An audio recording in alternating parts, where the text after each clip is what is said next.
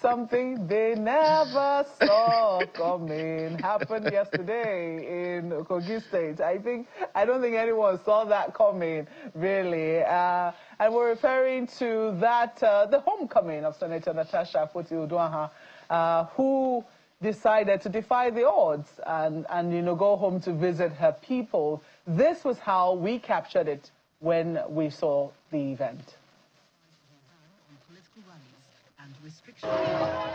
Supporters from the 5 local government areas of Kogi Central converge on Ehima, Okehi local government area, to welcome the embattled Senator Natasha Akpoti-Uduaghan, who is visiting the state in spite of a ban on political rallies and restriction of movement.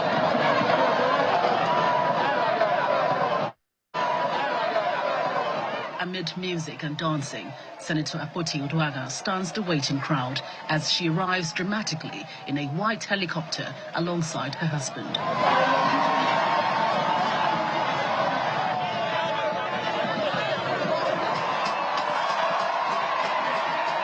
The cheering supporters carrying placards and chanting solidarity songs defied police warnings and a curfew imposed by the chairman of Okehi local government area, Mr. Amoka Monday, ahead of her homecoming.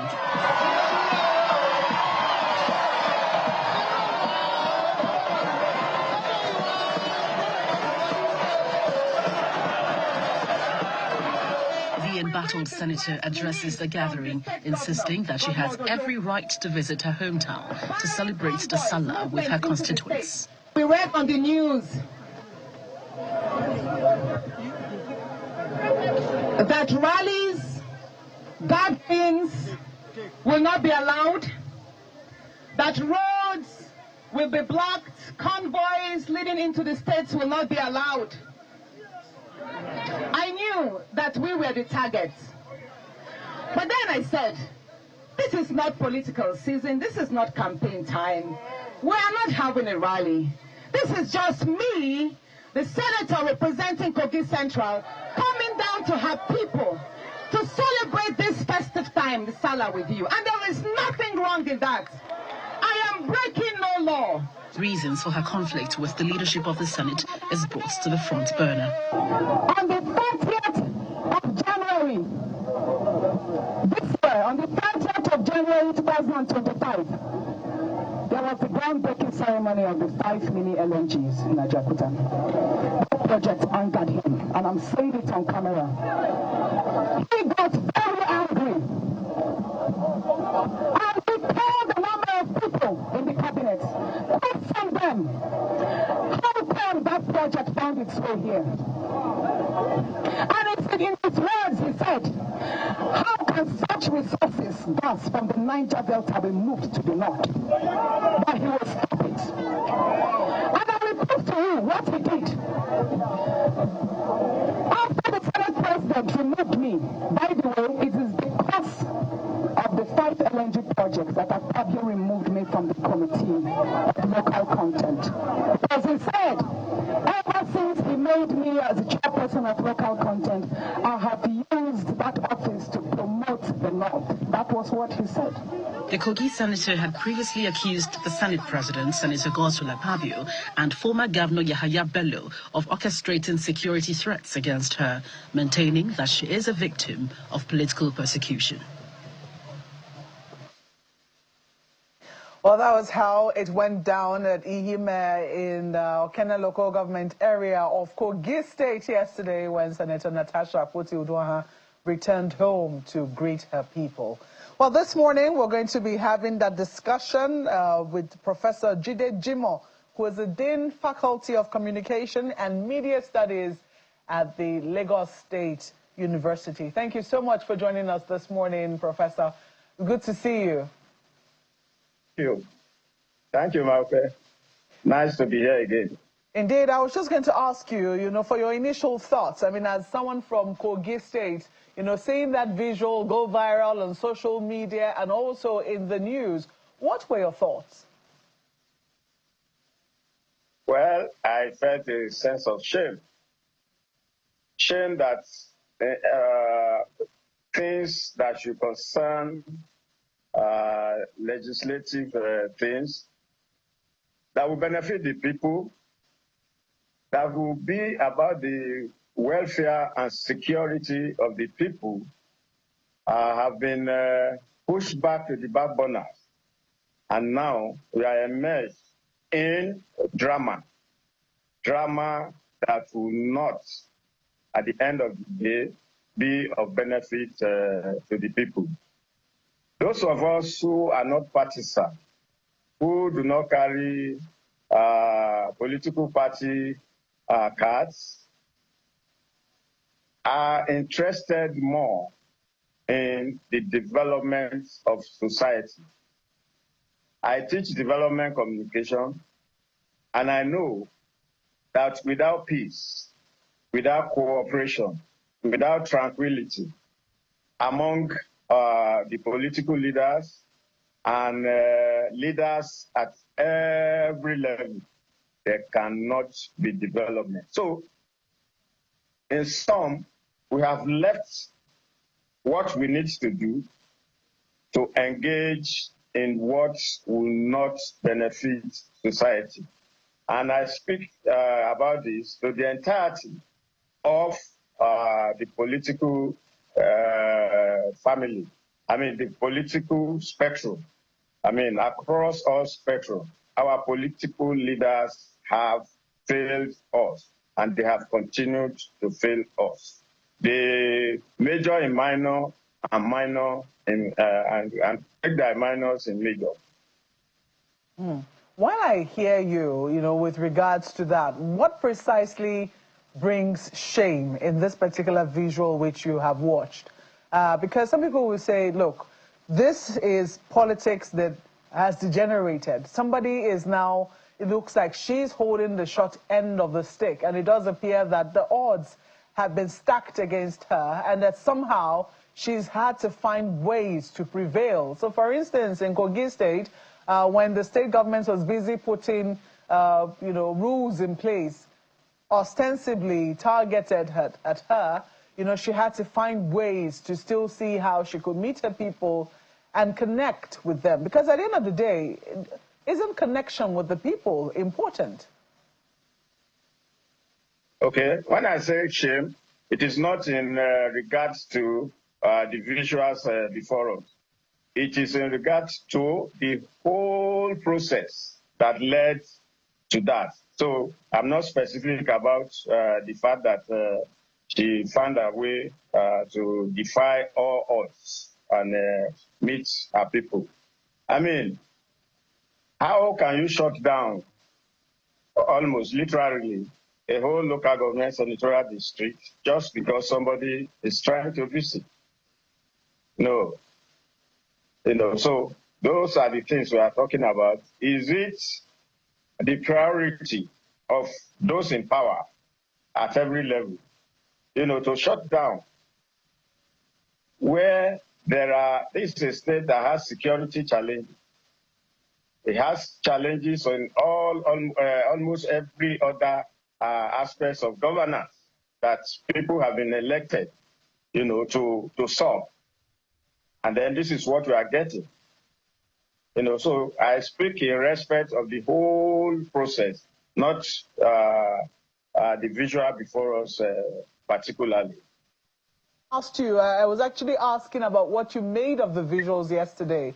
The fact that she was able to, when you saw the visuals, because I imagine, as a communications professor, that seeing them on TV today is not the first time you're encountering these visuals. So, as somebody from Kogi State, what did you make of Senator Natasha's homecoming?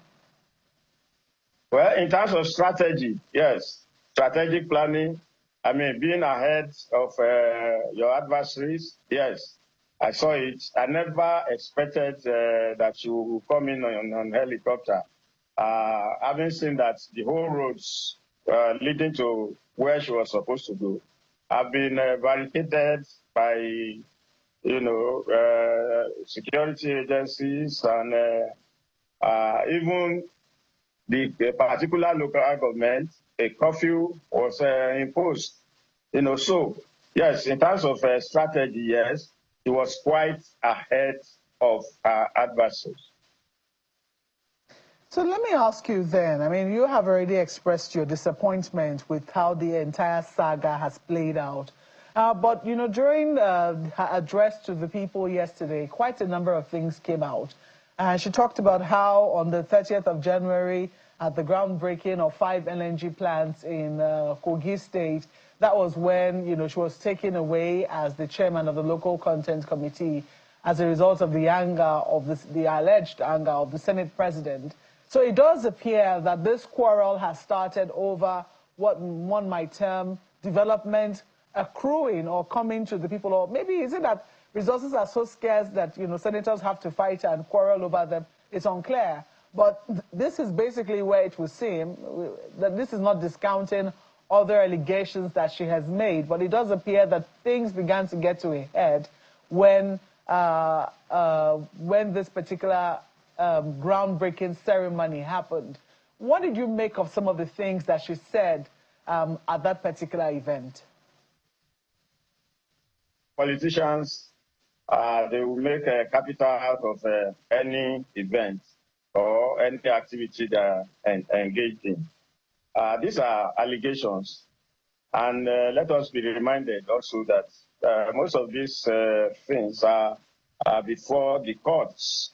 And to a large extent, we might not be able to comment on the particular ingredients of what led to what, since the matters are sub judice. And even in her narrative, she said those are the things, and that she was also going to confirm some of those things. I mean, until we are able to put all of these things together and provide a lot of evidence, you know, to back up some of those claims, it might be difficult to comment on that. In my own part of the Kogi State, we speak Yoruba, and one of the things we say is that Ijalude Di Oridowe. These were people who politically across the political divide have had some things in common. We've seen attending weddings, we've seen house opening, we've seen other things they do together, birthdays and all the rest. So we need a little more evidence, not even a little, much more evidence, filed, provable, in order to get to the bottom of all of these things. But my point really is that this is not what we should be contending with now. The need for development of society is high. The need to guarantee security for the people is high. And all they are doing now are more or less protecting their egos, you know, from various divides. We need a little more evidence to really, at the end of the day, get the conclusions about what really happened and what all of this is designed to achieve. Well, I do know that my colleague Ayo has some questions for you as well. Ayo. Thank you, Malpwe. Prof, you know, first of all, this has been repeated like twice already in your conversation with Malpwe, the communication ambit. You said, for emphasis, you teach development communication. Now, what one would expect is, just as you said, this shouldn't really have degenerated as far as it has. But here we are, and these things happen from time to time. So in terms of communication, both within the Senate and the senator we're talking about now, and between the Senate, between the senator and her constituents, how would you rate the communication so far? Very poor. Very, very poor. The communication aspect of the whole process was mishandled. You know, and I think it is more about ego than strategic communication. Because in communication, we look at the long run. At the long run, is it really worth it? You know, where will this lead to? why not nip this thing in the bud before it becomes this way? Now, if we are not trying to suppress an information that has been given out, it becomes suspicious. You know, it is better to engage with the communication and give explanations and reach out for how we can have a peaceful settlement. This is a conflict situation. And my other aspect, my other area of interest is conflict-sensitive communication. You know, strategically, you need to see from beginning where all this will lead to. Is it worth it? Is it a situation where you could decree out or engage with it through explanation, through peaceful resolution, so that it doesn't become what it has become now? Okay. I'm sure all sides are embarrassed by whatever they think is going on. What is going on is embarrassing to all sides. And it's embarrassing to the society. It's embarrassing to the constituents. It's embarrassing to those of us who are watching from the sideline, who believe that Nigerians deserve a better leadership than we are having. Well, now, Prof, so the communication was mishandled right from the beginning. Okay. So two things I'd like you to speak to very quickly. Still on communication.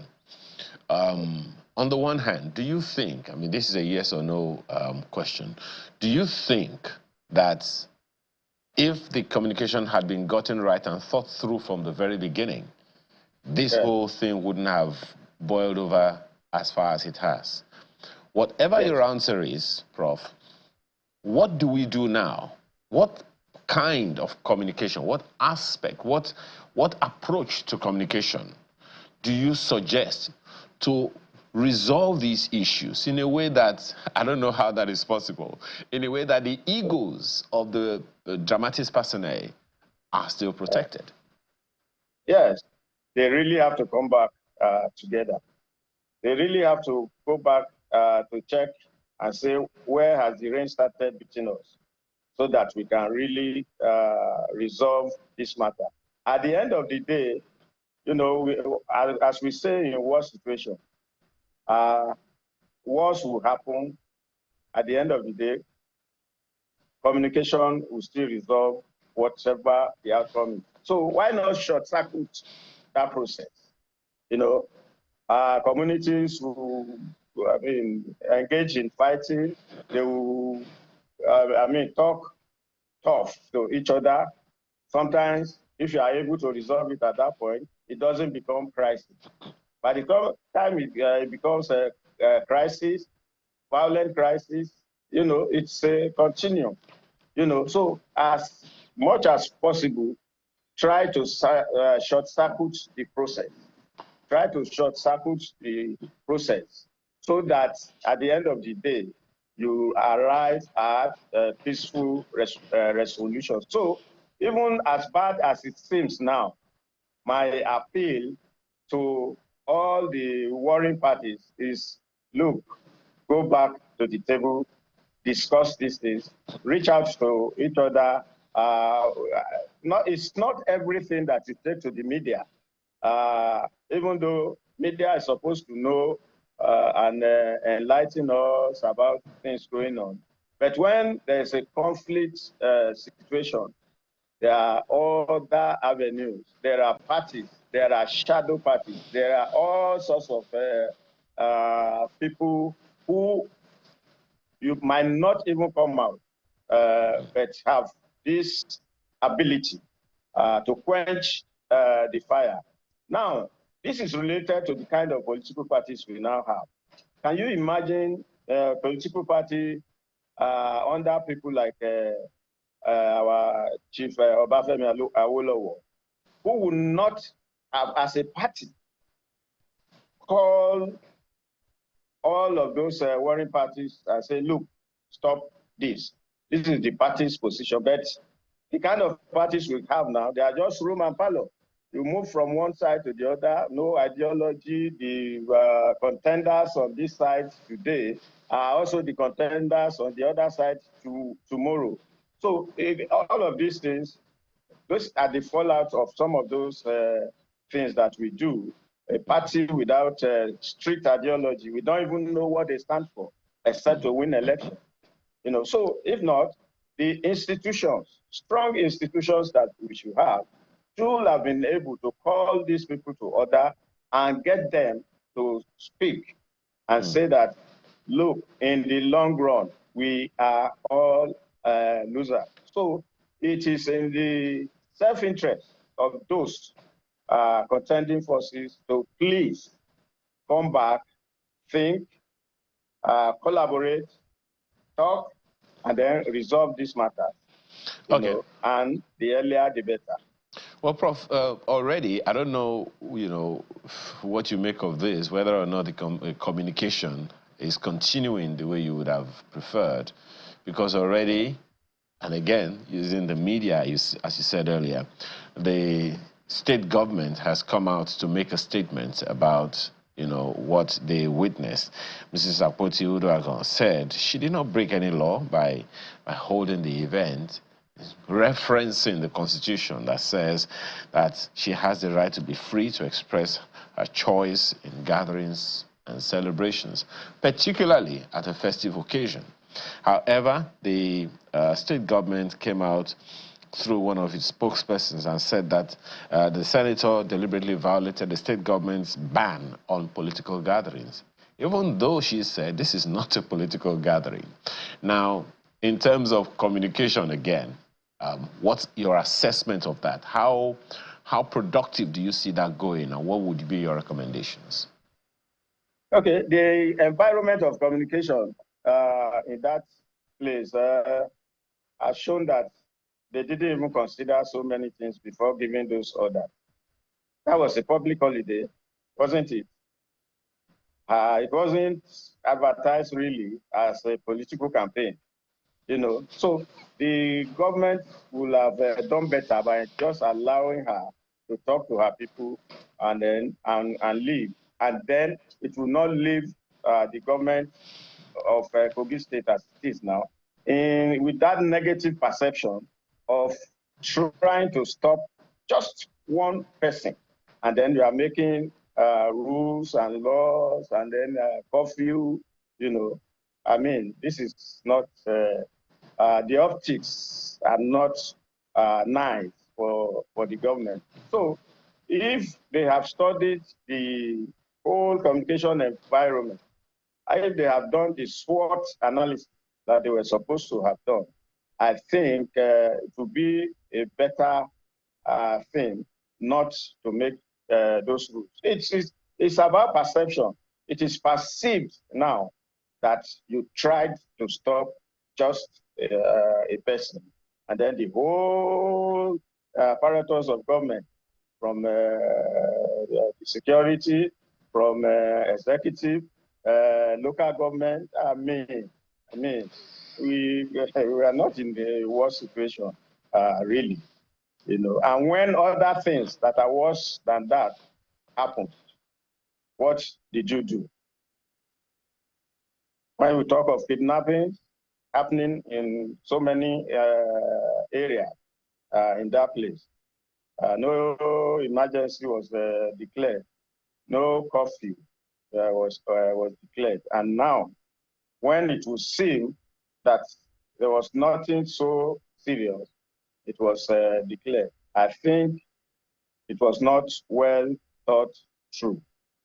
It was not, and it would be better not to dig in on this matter. If you did a survey on the perception of the government, in this matter, I don't think the perception will look good for the kind of image that a state government should have. Prof, I want to quickly take you up on, the message that was sent yesterday, because you just made reference to how this is certainly not sitting well on the image of the Kogi state government. Senator Natasha did speak quite extensively yesterday with her people, with her constituents, and she made several allegations, while she addressed them. She made reference to a plot. I mean, she also made reference to attempts to recall her. And she said that this was, orchestrated. They tried to get through to Governor Ododo, and Governor Ododo said no. He said a categorical no because he said she has the support of the people. That was what he was said to have said.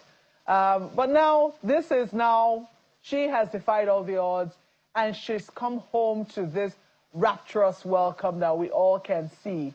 What message do you think that this sends to those who oppose her, to, this recall system which has now gotten into the hands of INEC, and INEC has said, oh, they're going to start. Does this counter in any way the recall that was said to have started? Well, the whole recall process, we might not be able to comment extensively on it because what we see on this social media, claims being made, people being deceived, I think we should also leave that to the process and the law courts and the INEC to determine. But knowing how difficult really it is to recall any senator in Nigeria or any public official, it will run against the run of play if this succeeds. And allegations are all over the places on who is sponsoring, who is not sponsoring. At the end of the day, that group, that massive number of people that we saw belies really the fact that they want this lady to come home. Yeah, what I'm saying is, so you agree with those who say that it rubbishes the allegations or the attempts at recall? Because some people will say, if people really wanted her recalled, who are the people who trooped out, who defied all the odds to go and welcome her so joyously? Does this show a people who wanted to recall or who want to recall their senator? Yes, even in that gathering, she was asking, somebody was asking questions and they were answering in the negative, whether they wanted that recall, whether what has been done to her was justified or not. Yes. So the optics we see, the things we see now, will seem to show that, no, these people do not want Natasha recall. I think that's just a summary of what is there. But we should still wait. We should still wait. What I'm wondering is, for you, do you think it puts paid to that process? Do you think it immediately nullifies the process? Well, even if it does for me, even if it does for every other person, even if it does for people who are watching from the sidelines, we still need to allow the process to go on so that if it's defeated legally, then everything will be in place. We will have seen that, yes, the people. So no matter what speculation we have now, may not really matter. If the process continues, let's see where it ends. You have said that dialogue should be what will end this, but do you think that this process has it not gone beyond dialogue? With all the matters in court, with attempts at recall, don't you think that dialogue has since gone beyond the stage of dialogue? No, I do not think it has gone beyond the state of dialogue. You see, at the end of the day, no matter how long this crisis goes on, they are still going to meet at a table to say, no, we were wrong. Let us move ahead. Politicians, sometimes you think they are so much at loggerheads with each other, and you see them, somebody's child is getting wedded, they all go there. Meanwhile, supporters in all over the places have, had fights, broken their heads, and broken ties, broken family ties, and all the rest, and then the politicians will still come back. Because at the end of the day, dialogue will help to resolve any matter, no matter how long it has festered. It's dialogue that will still end the whole process. So I do not think it is too late to have dialogue. Cases can be withdrawn. People can, the government can not only prosecute, as lawyers put it. We can say no. We are no longer interested in this case, and then we have decided to resolve among ourselves. And that is what I think we should encourage our politicians to do now, rather than digging in and causing mayhem and causing underdevelopment for our people. Just imagine the amount of money that must have gone into this process for and again, and see how many roads it will build.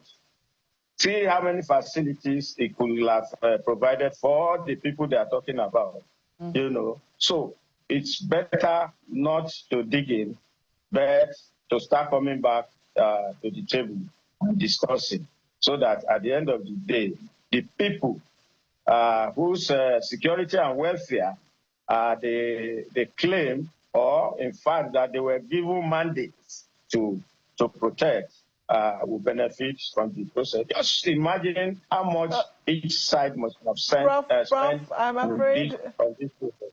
I think your last words on that has been taken. Thank you so much for your intervention on the matter this morning. Professor Jibe is the Dean, Faculty of Communication and Media Studies at the Lagos State University. Thank you so much for speaking with us this morning. Thank you.